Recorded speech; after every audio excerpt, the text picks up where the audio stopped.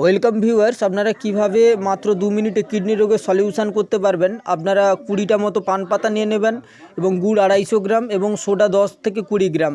এটা নিয়ে পার 1000 বার্ডে আপনারা যদি সকালে খালি পেটে বার্ডের বিনা জল শোধনে যদি এটা চালাতে পারেন, তাহলে অবশ্যই আপনারা কিন্তু কিডনি রোগের সলিউশনটা পাবেন। ধন্যবাদ, ভালো থাকবেন।